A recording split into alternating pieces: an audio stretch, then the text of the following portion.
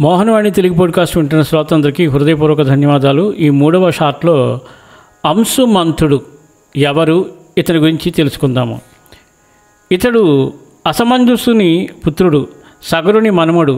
సగరుని పుత్రుడు మృతి చెందిన తర్వాత యాగాశ్వమును వెతికి తెమ్మని ఇతనిని కపిలుని వద్దకు పంపగా, ఇతడు తల్లిదండ్రులు వెళ్ళిన మార్గము గుండానే వెళ్ళి కపిలుని ఆశ్రమం వద్దకు వచ్చి కపిలుని పక్క ఉన్న భస్మరాసులను చూశాడు.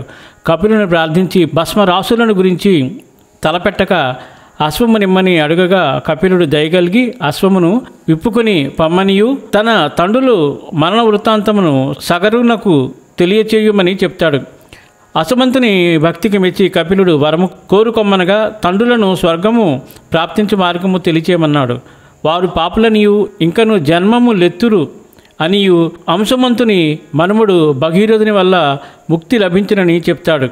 అతడు యాగాశ్వమును తీసుకొని సగరునికి అప్పగించగా సగరుడు యజ్ఞమును పూర్తి చేసి అసమంతునికి పట్టాభిషేకం చేశాడు.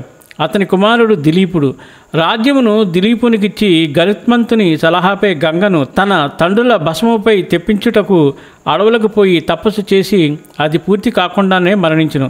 దిలీపుని కుమారుడు అంశమంతుడి మనుమడు భగీరథుడు గంగను భూలోకములకు తెచ్చి వారికి ముక్తి కలుగునట్లు చేసెను.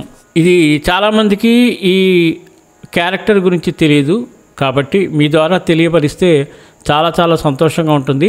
అందరికీ షేర్ చేస్తారు కదా. సర్వేజన సుఖినో భవంతు, లోకా సమస్త సుఖినో భవంతు. ధన్యవాదాలు. స్వస్తి.